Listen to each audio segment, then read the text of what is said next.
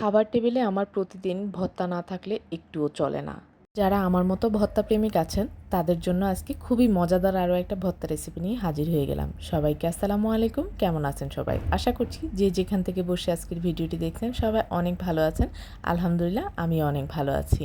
তাহলে চলুন কথা না বাড়িয়ে ভিডিওর মূল পর্বে ফিরে যাই। আজকে থাকছে মেট্রস পাতার ভর্তা। অনেকে আবার এই পাতাটাকে টক পাতা বলে, আমাদের গ্রামের ভাষায় চুকাই পাতা বলে।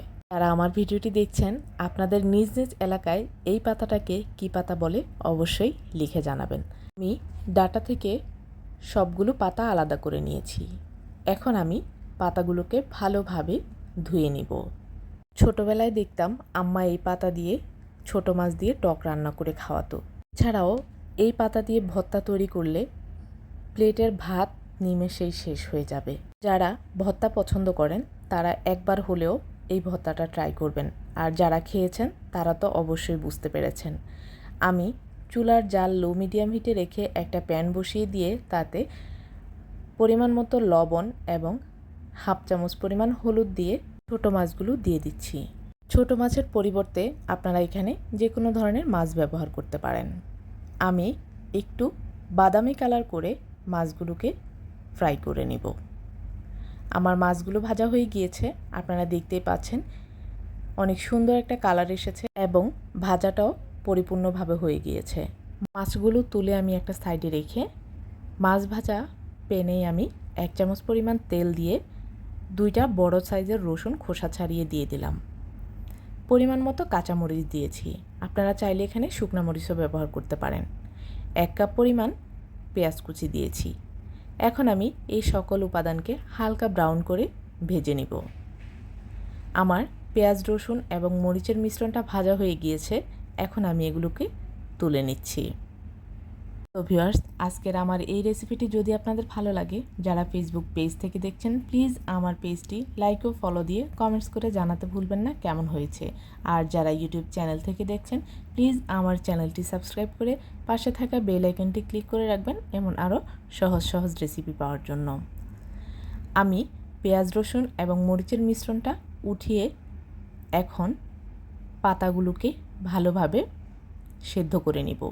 এখন আমি অ্যাড করে দিচ্ছি হাফ চামচ পরিমাণ লবণ।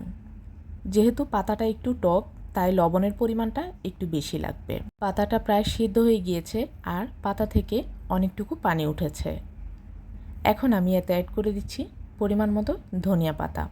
আর পানি শুকানো পর্যন্ত আমি পাতাটাকে জাল করে নেব। আমার এখানে পাতাগুলো ভাজা হয়ে গিয়েছে, এখন আমি চলে যাচ্ছি ভর্তা তৈরিতে। প্রথমে আমি মরিচ এবং সামান্য পরিমাণ লবণ দিয়ে ভালোভাবে মিহি করে বেটে নিব। লবণ ও মরিচের মিশ্রণটা বাটা হয়ে গেলে আমি ভেজে রাখা মাছগুলো দিয়ে বেটে নিব। যেহেতু ছোটো মাছ ব্যবহার করেছি তাই একটু মিহি করেই বেটে নিতে হবে। আমার মাছ বাটা হয়ে গিয়েছে, এখন আমি পাতাগুলো দিয়ে আবারও বেটে নিব। আজকের ভর্তায় আমি পেঁয়াজ ও রসুনের মিশ্রণটা সব শেষে দিয়ে বেটে নিব। আর তাতে করে সম্পূর্ণভাবে পেঁয়াজটা মিহি হয়ে যাবে না এবং ভর্তাটা খেতে অনেক বেশি ভালো লাগবে। আমার ভর্তা তৈরি করা হয়ে গিয়েছে, এখন আমি এটাকে ভালোভাবে একসাথে মিশিয়ে আবারও আরেকবার বেটে নিব। সো ভিউয়ার্স, আজকের আমার এই রেসিপিটি যদি আপনাদের ভালো লাগে একবার হলেও বাসায় তৈরি করে খাওয়ার অনুরোধ রইল। তারা কখনোই এই পাতা দিয়ে ভর্তা তৈরি করে খাননি, আজকের আমার এই রেসিপিটি দেখে আপনারা যদি ভর্তা তৈরি করে খান তাহলে বুঝতে পারবেন কতটা মজাদার এবং কতটা সুস্বাদু একটা ভর্তা। সো ভিউয়ার্স, আজকের এই রেসিপিটি যদি আপনাদের ভালো লাগে তাহলে প্লিজ লাইক কমেন্ট শেয়ার করতে ভুলবেন না। আজ এই পর্যন্তই, সবাই ভালো থাকবেন, সুস্থ থাকবেন, আল্লাহ হাফেজ।